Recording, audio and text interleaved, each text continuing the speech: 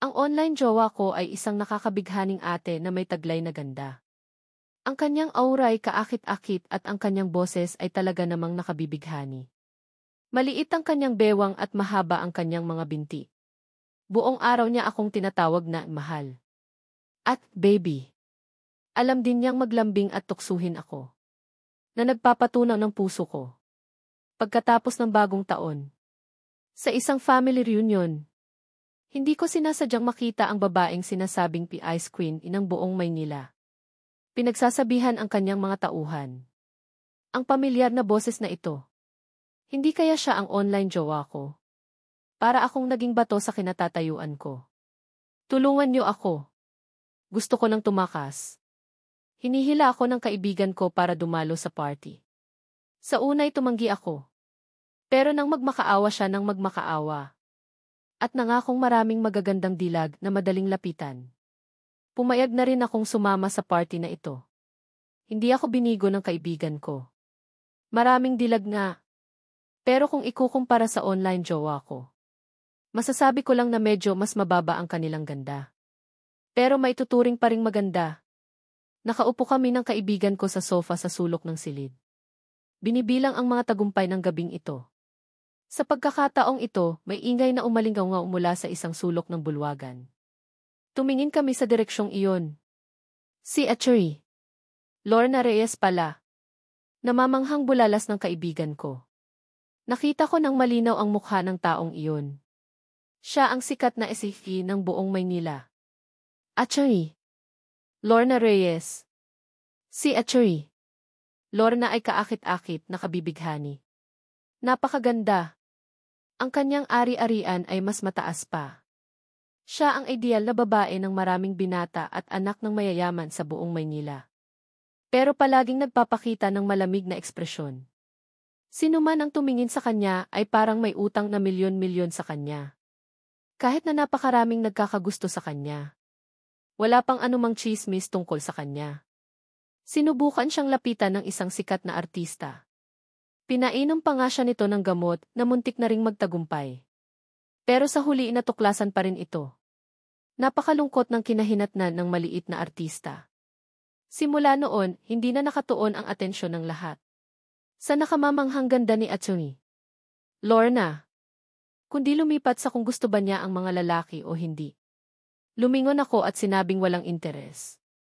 Huwag ka nang tumingin. Hindi siya para sa akin. Hindi siya mas hihigit sa aking girlfriend. Kagabi pa nga niya ako tinatawag na mahal sa isang malambing na boses. Talagang napaka-cute. Sabi niya may appointment siya ngayong gabi. Siguro kasalukuyan siyang kumakain ng hapunan kasama ang isang kliyente.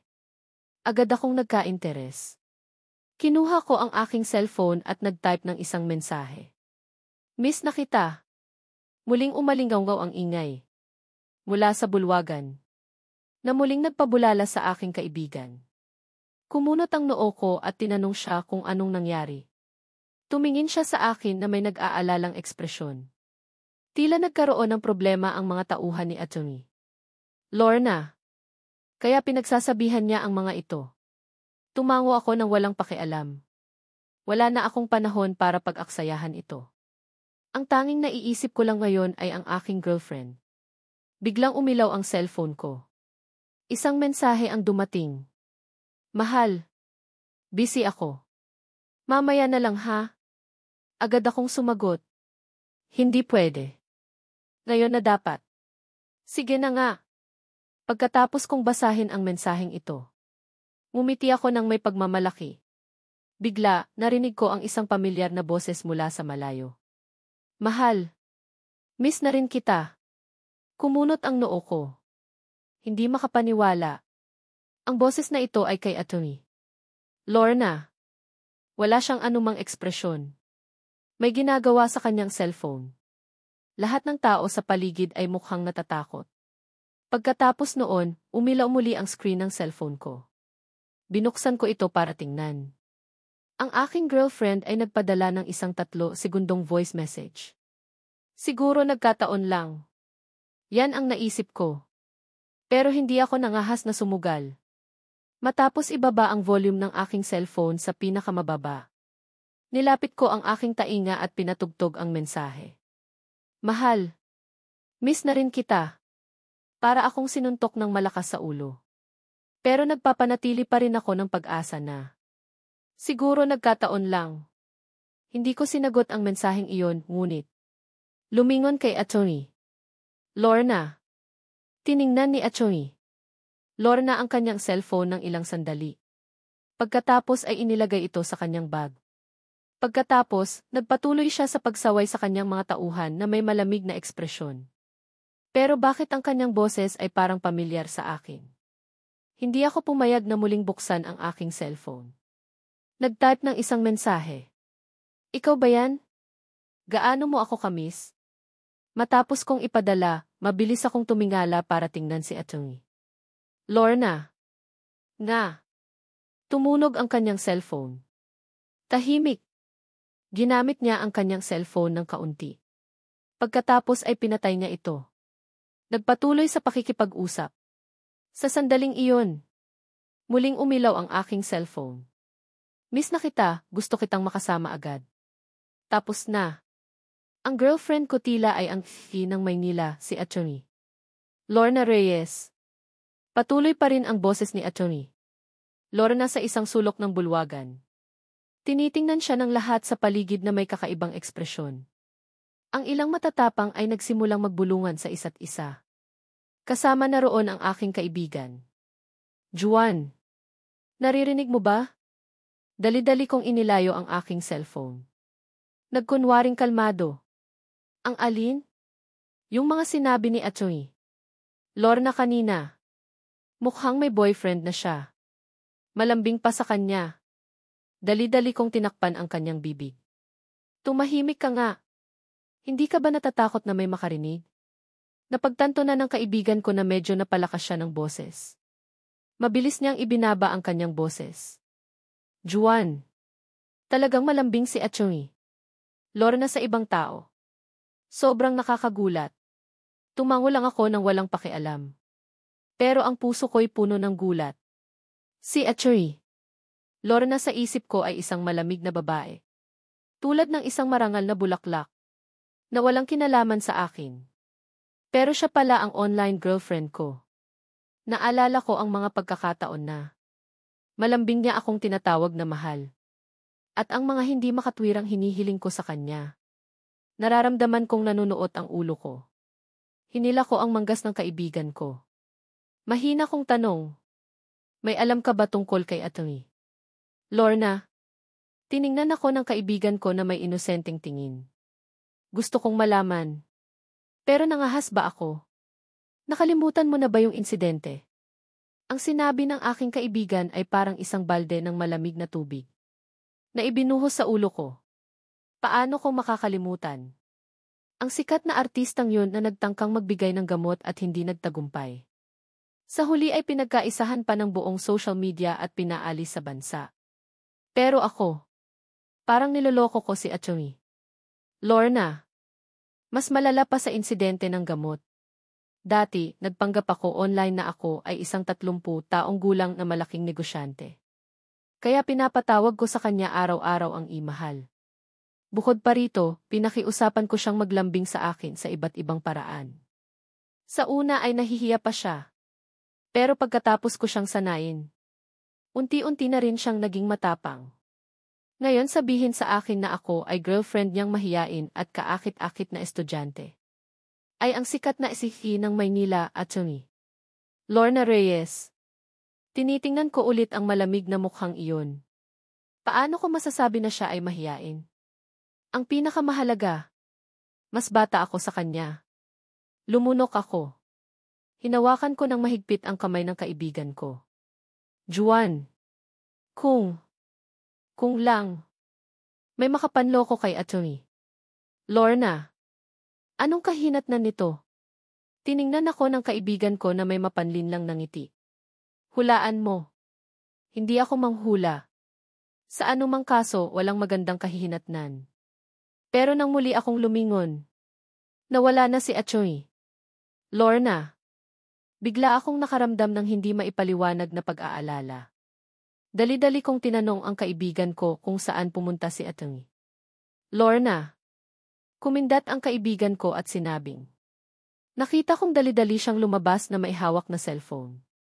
Siguro tatawagan na niya ang kanyang girlfriend. Bago pa matapos ang kanyang sinasabi, biglang tumunog ang aking cellphone. Dali-dali ko itong pinatay na may pagkabalisa.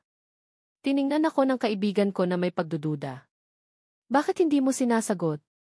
Hindi nagbago ang aking ekspresyon at nagsinungaling. Isang panliligaw lang. Pero bago ko pa mapatay, tumunog itong muli. Natatakot, dali-dali kong sinabi sa kaibigan ko. Una na ako. Pagkatapos ay tumakbo akong palabas. Nakakapagod. Kung hindi ako tumakbo, hihintayin ko bang mamatay? Pagkarating sa bahay, mabigat kong binuksan ang cellphone ko. Bukod pa sa patuloy na mga tawag, mayroon ding napakaraming mensahe. Anong ginagawa mo, mahal? Bakit hindi mo ako pinapansin, mahal?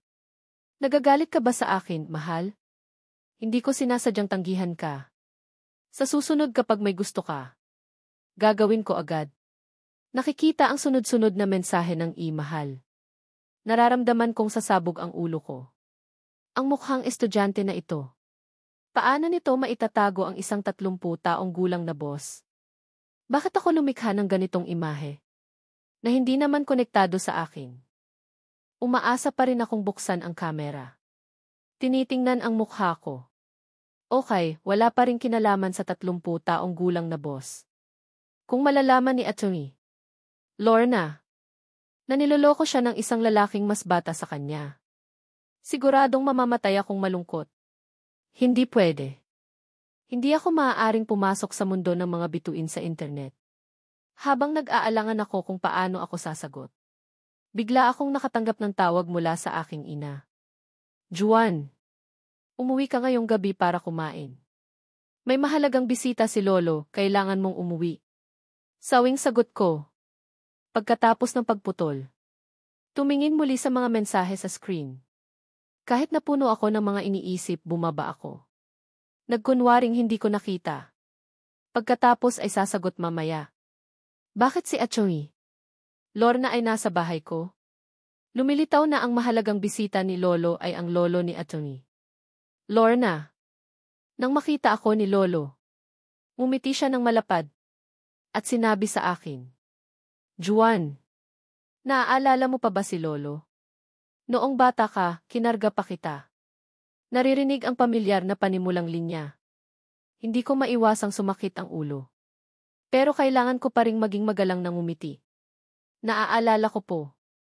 Maglibang ka po, Lolo. Sinulyapan ko si Atty. Lorna. Nakaupo siya sa sofa, walang sinasabi. Nakatuon lang siya sa kanyang cellphone. Siguro napansin niya ang tingin ko. Bumulong si Lolo. Lorna. Makipaglaro ka muna kay Juan sandali. Dali-dali akong kumaway. Hindi na po kailangan. Titingnan ko po kung anong ginagawa ni Mama. Pagkatapos kong sabihin, tumakbo akong palayo. Dahil sa pagmamadali kong tumakbo ay hindi ko napansin. Nahulog ang cellphone ko sa sahig. Shit, nahulog ito sa harapan ni Atty. Lorna. Dali-dali akong yumuko para pulutin ito. Pero huli na. Pinulot na ito ni Atty. Lorna. At nang hawakan niya ang cellphone, umilaw ang screen. Ano ba yan? Ang lock screen ko ay ang kanyang vintage photo. Dapat ko bang ipakitang maliit na bata siya noon? Dali-dali kong inagaw ang cellphone. Mapagbantay na tinitingnan siya. Pupuntahan ko na po si Mama. Pagkatapos kong sabihin, dali-dali akong tumakbo. Sandali. Bigla niya akong tinawag. Pwede ko bang makita ang cellphone mo? Sa likas na ugali ay tinakpan ko ang aking bulsa. Hindi maganda. Sa pagkakataong ito, napansin din ng dalawang matanda ang paggalaw sa lugar na ito. Kumunot ang noo ni Lolo. Anong nangyayari? Dali-dali kong sinabi ng malakas. Cellphones. Mga bagay na sobrang personal. Sa tingin ko ay hindi ito maganda. Nga. Nagbago ang ekspresyon ni Lolo. Lorna. Bakit mo gustong makita ang cellphone ng ibang tao? Hindi ko alam kung guni-guni ko lang ito. Pero parang nakita ko siyang bahagyang umiti. Nararamdaman ko lang na pamilyar ang wallpaper ni Juan. Mukhang litrato ko ito. Sa anumang kaso, may kinalaman ito sa mga karapatan sa imahe. Kaya mas mainam na maging maingat. Sinabi niya iyon. Muling tumingin sa lolo ko. Agad na sumimangot si lolo. Dapat tayong mag-ingat. Juan. Dali-dali mong ipakita sa kanya. Sa isang iglap lamang. Naramdaman ko na nakita ko. Ang madalas na nagtatampo kong online girlfriend. Sa cellphone ko. Pero pinananatili ko pa rin ang cellphone sa bulsa ko. Hindi maganda. Dali-dali akong nagbigay ng senyas sa aking lolo pero tila hindi niya maintindihan. Patuloy pa rin niya akong tinitingnan ng may mahigpit na ekspresyon. Juan. Malaki ka na, huwag ka nang magtagal. Dali-dali mong ibigay ang cellphone sa kanya. Dahil sinusuportahan ako ng lolo ko. Mumiti ng malumanay si Atchoy. Lorna. Dahan-dahan siyang lumapit sa akin. Isiniksik ako sa sulok ng sofa. Sa sandaling iyon para akong naririnig ang tibok ng puso ko. Hindi ko mapipigilan ang sarili kong sabihin. Talagang napakaganda ni Atchoy. Lorna.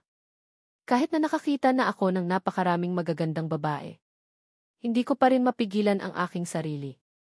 Susunod, naramdaman kong may gumalaw sa bulsa ko. May inilabas. Agad kong napagtanto. Ito ang cellphone ko. Talagang ang si Atchoy. Lorna. Walang anumang pag-aalinlangan. Binuksan niya ang cellphone ko para tingnan. Bahagya siyang umiti nang may di maipaliwanag ng ngiti.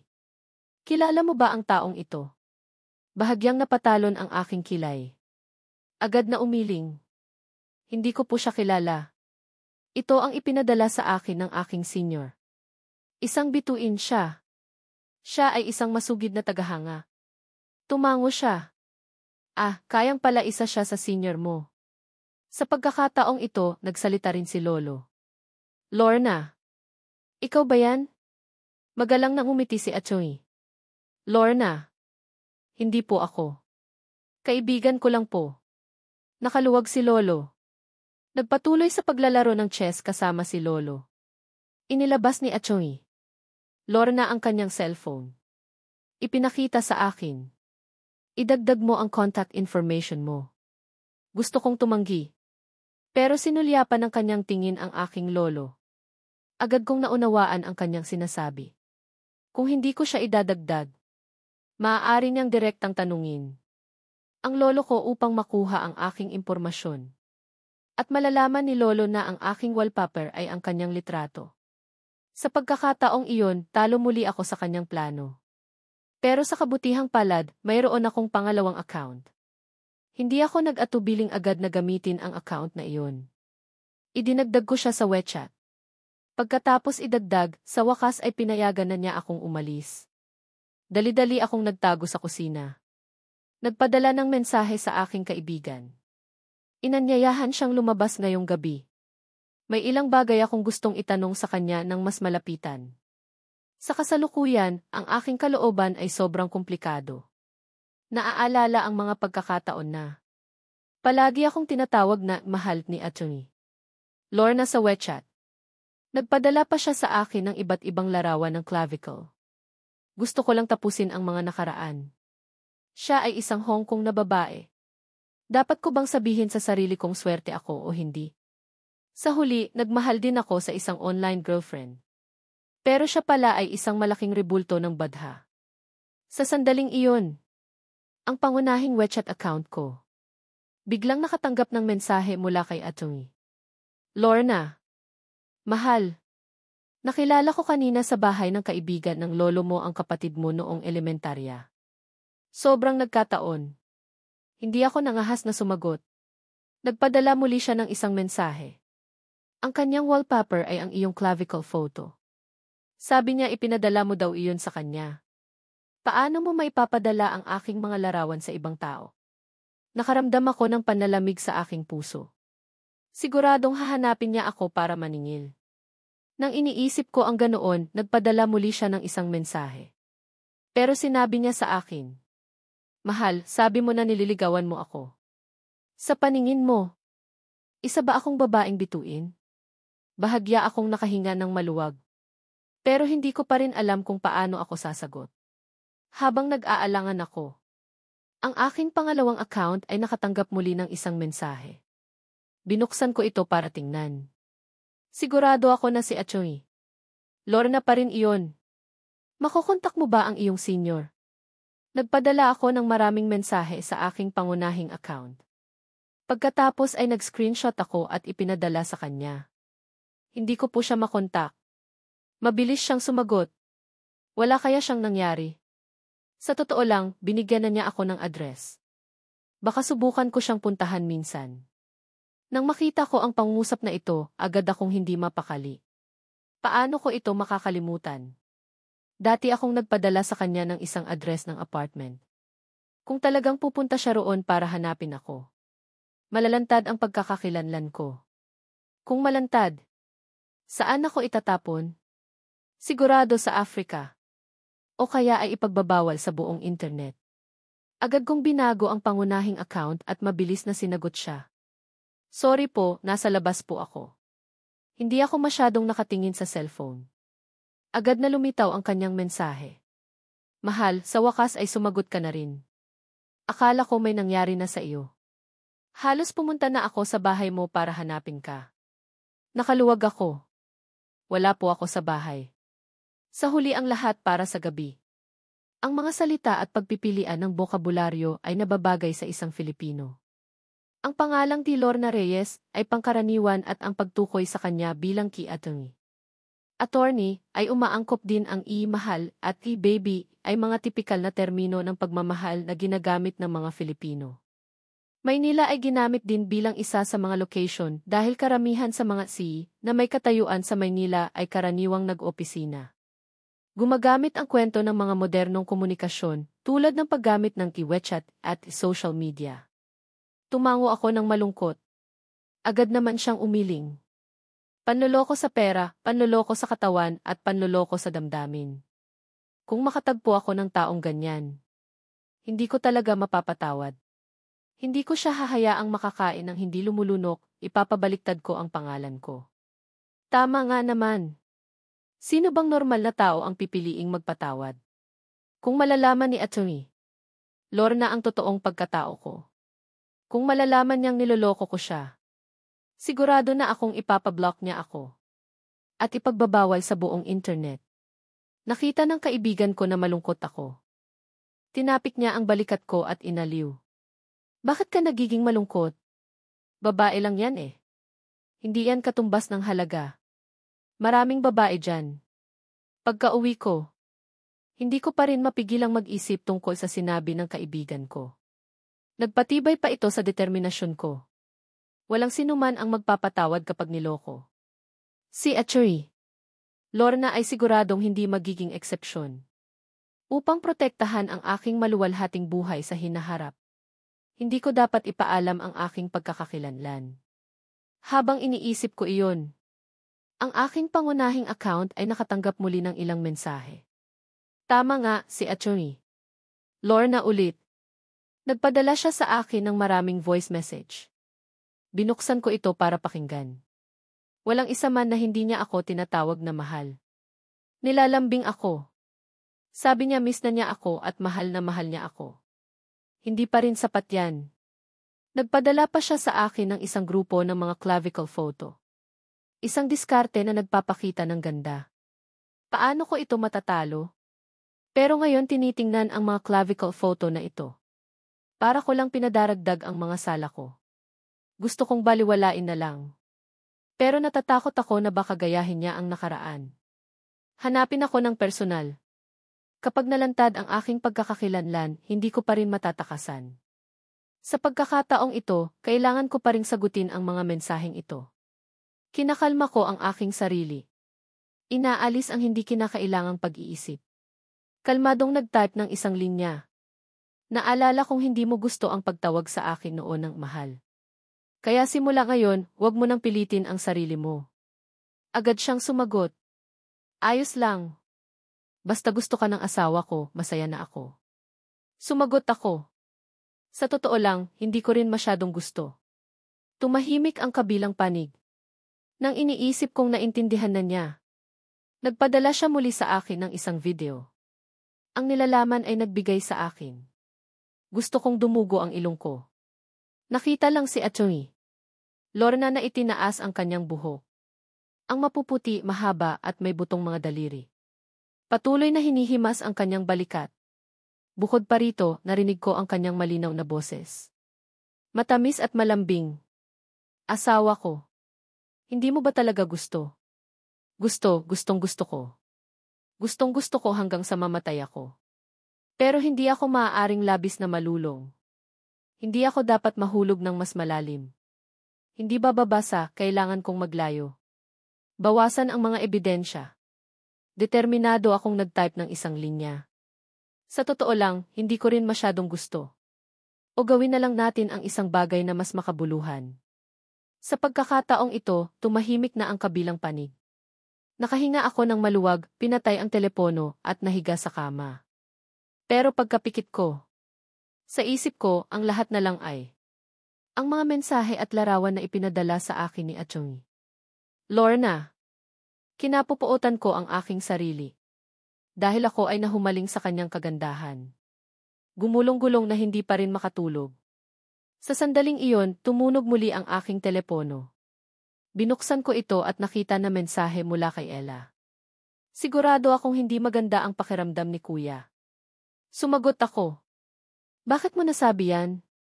Pagkatapos ay sinabi niya ng direkta sa akin. Siya ang girlfriend ng Kuya. May pagdadalawang isip na tila nagpapadala ng mga mensahe dito. Para makumpara. Sabi niya nagpapadala pa din ako ng mga mensahe pero hindi na ako nakaka-relate masyado sa usapan nila. Kinokopya ko lang yun. Ipinadala namin ang ilan sa bawat isang mensahe. Ang estudyante senior ay hindi pa. Kaya ikinuwento ko sa kanya ang buong kwento. Napakaganda ng ekspresyon ng kaibigan ko. Ang kanyang mukha ay nagbabago ng paulit-ulit. Kung minsan ay lumulubog, kung minsan ay tumataas. Sa huli, katulad ko, nakasimangot. Juan. Ngayon. Ano na ang plano mo? Agad akong tumutol. Hindi ko kayang sabihin. Hindi ko gustong maging pangalawang taong ihahayag niya. Bumuntong hininga ang kaibigan ko. Alam kong hindi biro si Atty. Lorna. Kung gusto talaga niyang saktan ang sinuman. Kahit na magtulungan pa kami, hindi namin siya kayang labanan. Buti na lang. May kaklase ang kaibigan ko. Nag-aral ilang taon bago sa amin. Ngayon ay lumabas na para magsimula ng negosyo. Nagbukas ng isang maliit na kumpanya. Naaangkop din ito sa 30 taong gulang na imahe na itinayo ko. Tumanggi agad ang kaibigan ko nang marinig niyang kailangan namin ng tulong.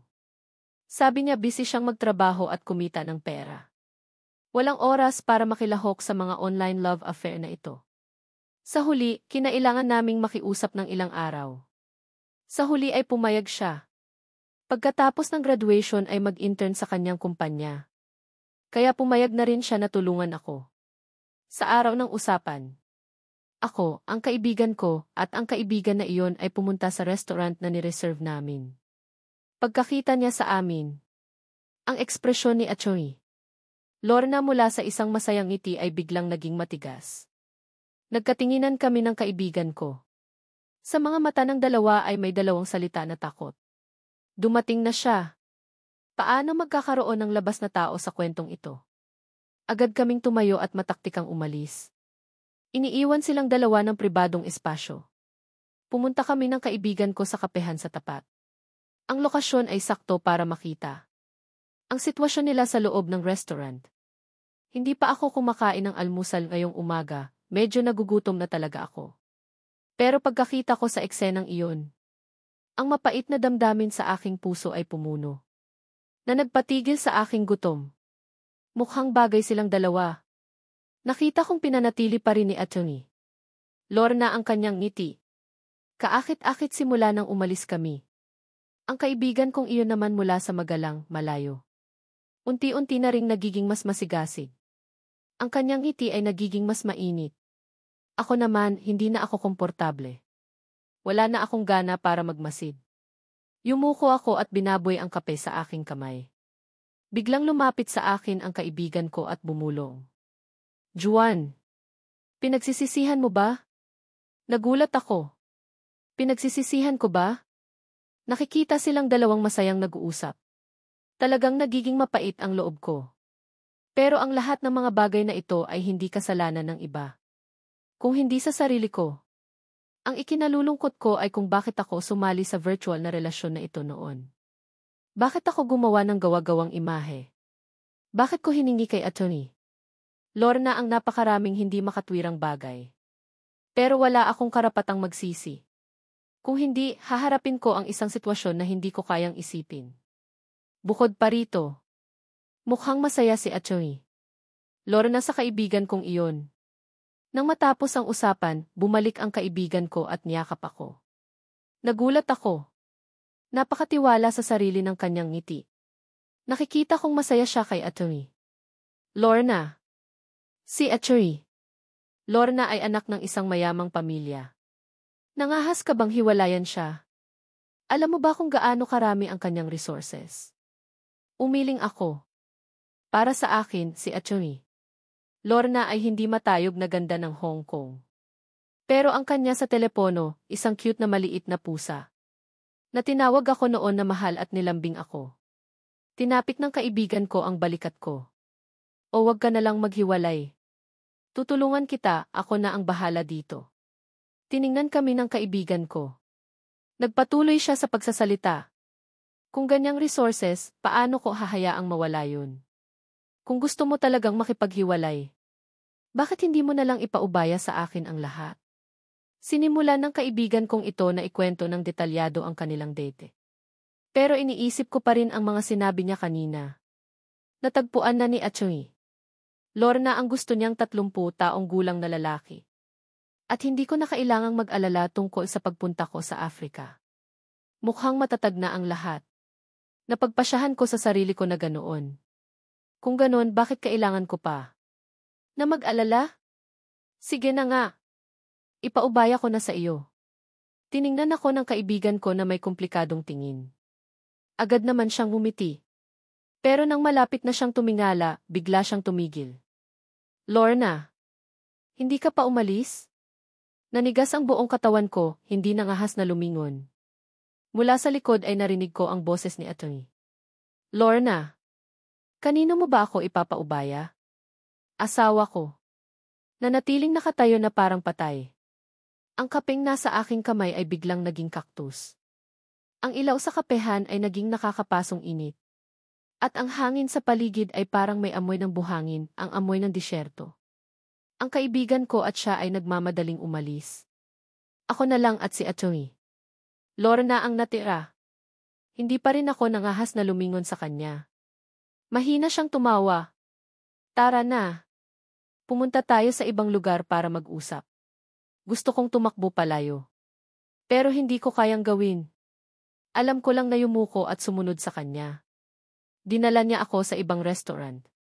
Nagpa-reserve ng isang pribadong silid. Tiningnan ko ang paligid na hindi nangahas na tumingala.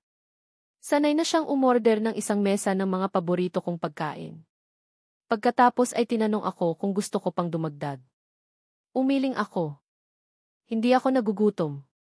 Kaagad, kumalam ang tiyan ko. Sobrang nakakahiya. Lumaganap ang kahihiyan sa bawat selula ng aking katawan. Bakit nag-traitor sa akin ang aking tiyan sa pagkakataong ito? Tumawa na naman siya. Hindi ko alam kung dahil sa pagiging ilusyon ko lang. Pero naramdaman ko ang tawang iyon. Tila may bahagyang pagmamahal. Hindi ba nananakit ang iyong liig? Tanong niya. Bahagya akong nanigas. Nagpatuloy siya sa pagsasalita. Hanggang kailan mo balak ipagpatuloy ang sitwasyon na ito? Handa ako sa sarili ko. Nang maraming beses sa aking isipan. Kahit nahaharapin ko ang disyerto. Pero hindi ko hahayaang mawala ako ng mukha. Hindi ako nangahas. Pagkasabi ko, agad kong gustong sampalin ang sarili ko. Kinapupuotan ko ang aking sarili dahil sa pagiging mahina. Anong kinatatakutan mo? Natatakot ka bang kainin kita? Hindi ako natatakot na kainin niya ako. Natatakot akong gantihan niya ako. Biglang tumahimik ang hangin. Mabuti na lang, sa pagkakataong ito, pumasok ang waiter. Ang mga pagkaing in-order namin ay hinain na. Kumain ka na. Sabi niya. Pagkatapos kumain, magpatuloy tayo. Iniisip ko sa sarili ko. Sigurado na itong huling pagkain bago ako bitayin. Umupo kaming kumakain sa kakaibang katahimikan. Nang matapos ng waiter ang paglilinis ng mesa, muling tumalon ang puso ko sa aking lalamunan. Inilabas niya ang kanyang mahahabang daliri. Mahinang kinatok ang mesa ng bawat isang ritmo. Bawat isang katok ay parang nag-uudyok sa puso ko. Bigla siyang nagsalita. Hindi mo balak na magpaliwanag sa akin. Agad akong tumayo. Bumati ng 90 degrees. Taos pusong humihingi ng tawad. Pasensya na po. Hindi ko sinasadya na lokohin ka. Hindi ko alam na ikaw pala yun. Hindi ko rin sinasadya na gumawa ng imahe ng 30 taong gulang. Natatakot ako kung sasabihin kong estudyante ako. Hindi ako papansinin ng mga tao. Ang sinasabi ko ay magulo. Lalong gumugulo habang nagsasalita ako. Ang tono ng aking boses ay sobrang apurado. Mukha siyang medyo nagulat sa aking reaksyon. Tumayo siya at lumapit sa akin. Huminga ako ng malalim. Iniisip na sasampalin niya ako. Pero tiningnan niya lang ako. Mukha ba akong nakakatakot? Bahagya akong tumingala sa kanya. Talagang hindi. Kahit nalihim ko siyang tinitingnan ng maraming beses. Pero ngayon, kapag minasdan ko siya ng malapitan, ang ganda niya talaga. Sakto sa mga pamantayan sa puso ko. Tinawag pa niya akong mahal. At may clavicle pa. Dali-dali kong hinila pabalik ang aking malikot na pag-iisip. Maingat na tanong. Hindi mo ba ako gagantihan? Tiningnan niya ako na may naguguluhang ekspresyon. Gagantihan kita para sa ano? Mahina kong sinabi. Itapon ako sa disyerto. Bago nito ang boyfriend mo. Sinasabi ng lahat na gusto mo ang mga babae. Bumubulong akong sinabi ang ilang chismis tungkol sa kanya. Tiningnan niya ako at tumawa. Nabubuhay lang ako ng dalisay. Kaya walang masyadong chismis. Ang aking sexual na oryentasyon ay palaging para sa mga lalaki. Tungkol naman sa maliit na boyfriend na iyon. Sa totoo lang, itinapon ko na siya sa disyerto. Pero hindi lang siya basta pinainom ng gamot. Siya ang ipinadala ng kumpanya para magnakaw ng mga trade secret. Ang ganong uri ng tao, syempre hindi pwedeng ipaubaya. Nagulat ako. Kaya bakit mo ako gusto? Bigla siyang namula. Sa totoo lang, wala akong masyadong karanasan sa relasyon. Nararamdaman ko lang na gustong-gusto kita. Nagulat ako. Ang sikat na babae ng Hong Kong, ang magandang direktor. Siya pala ay isang inosente, isang walang muwang. Kaya hindi ka nagagalit sa akin. Niloloko kita. Ngumiti siya ng masunurin. Sa totoo lang, una pa lang ay napansin na kita. Nakita ko ng maraming beses ang iyong mga mensahe sa pamamagitan ng aking lolo. Ang pinuno. Ang lolo ko. Nagulat ako. Tiningnan niya ako na may kumikinang na mata. Sabi ni lolo, ikaw ang taong pinili ko para maging manugang sa hinaharap. Nalilito ako. Ang aking isip ay parang hindi kayang mag-react. Kaya hindi totoo ang binabaliktad na mukha ko. Wala ring kwento ng online love na nagiging tunay sa totoong buhay. Alam na ni Atchoy Lorna kung sino ako mula sa simula pa lang. At nakipag-cooperate siya sa akin upang gampanan ang aking papel. Pinakinggan niya akong magsinungaling tungkol sa imahe. 30 taong gulang na sariling sikap at matigas. Hindi ako makapaniwala. Hayaan niya akong tawagin siyang misis. Dahil gusto mo ako. Kaya handa akong gawin ang mga gusto mo. Ang biglaang damdamin ay nagpagulo sa akin. Ang tanawin na nakikipagkita siya sa kanyang mga kaibigan. Biglang sumulpot sa aking isipan. Hindi ko napigilang magtanong. Kaya bakit ang saya-saya mo kanina na kumain kasama ang mga kaibigan mo? Akala ko gusto mo talaga ang 30 taong gulang na lalaki. Paliwanag niya nang may pasensya. Nag-uusap lang kami tungkol sa trabaho. Inimbitahan mo siya at ako. Kaya kailangan kong magpakita ng paggalang. Tiningnan niya ako ng may tensyon. Parang empleyado ni Atchoy Lorna, Gumawa ng mali at pinagsasabihan. Tumigil ako sa pagsasalita, nagtanong muli siya. Kaya ngayon, kaya mo bang magbigay sa akin ng sagot? Naguguluhan pa rin ako. Anong sagot? Nagiging seryoso siya. Hindi mahalaga kung isa kang 30 taong gulang o estudyante. Gusto ko ang tunay na ikaw. Hindi yung ginagampanan mong role. Kaya mo ba akong bigyan ng pagkakataon para maging magkasama? Muli. Ang aking isip ay parang naging manhid. Dapat tanggapin. Kapag seryoso siya, talagang ang napakaganda niya. Pagkatapos malantad ang katotohanan. Nakakaramdam ako ng pagkakasala sa kaibigan ko. Kaya bumili ako ng maraming regalo para sa kanya. At ako mismo ang pumunta para humingi ng tawad. Pero hindi ko inaasahan na hindi man lang siya nag-alala. Kumaway lang siya at sinabing, kailangan ko lang ang kanyang resources. Hindi ako nagmamalasakit sa kanya. Hindi ko mapigilang matawa. Buti na lang nakakilala ako ng kaibigan na tulad niya. Buti na lang nakakuha ako ng magandang resulta. Pero hindi hinayaan ng kaibigan ko na mamahinga kami. Bukod pa sa pangako kong mag-intern sa kanyang kumpanya pagkatapos kong magtapos. Hiniling pa niya kay Lee Ju-yeon. Magbigay pa siya ng mas maraming bagong proyektong nakakapagbigay kasiyahan.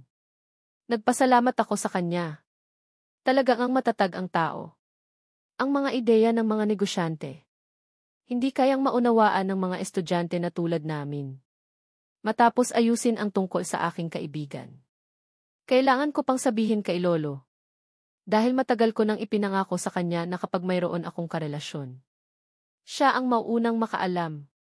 Pero nang marinig niya ang balitang ito, hindi man lang siya nagulat. Mumuso lang siya at bumulong. Talo na pala ako. Nanalo si matandang Lee. Talaga nga naman. Alam pala ng lahat na si Lee Ju-yeon ang nag-aayos sa akin. Ako lang ang hindi nakakaalam. Patuloy na gumaganap na parang tanga sa harap niya. Hindi ko lang kinapupuotan ang aking sarili dahil sa kawalan ng katapangan. Kinapupuotan ko rin ang aking sarili dahil sa hindi ko pagiging matalino. Pero ngayon, kapag tiningnan ko si Lee Ju-yeon na nakasuot ng salamin na may gintong rim, tahimik na umuupo na umaktong gumagawa ang video conference sa mga empleyado ng kumpanya. Hindi ko maiwasang humanga. Talagang si Lee Ju-yeon. Sakto sa panlasa ko. Umiti ako ng may kasamaan. Napansin niya ang aking tingin. Tiningnan niya ako, tapos binalik ang tingin niya. Nagpapatuloy ng seryoso sa conference. Pero ang kanyang bahagyang namumulang tainga ay nagpapakita ng kanyang kalooban. Ang taong nasa harapan ay malamig at seryoso. Pero sa likod niya ay nahihiya na rin. Ang magkasalungat na damdamin ay nagpigil sa akin na alisin ang tingin ko. Bigla kong naramdaman na wala na akong nararamdamang pag-iisa. Siguro, hindi naman ganoon kasama ang lahat. Matapos ang conference, mahina niyang tinanggal ang salamin sa kanyang ilong. Lumapit ako, umupo sa kanyang kandungan. Ginagamit ang aking hintuturo para itaas ang kanyang baba. Tulad ng maraming beses noon, sinabi ko, tawagin mo akong ki-asawa. At pagkatapos ay narinig ko ang pinakamamahal kong boses. Asawa, gusto kita.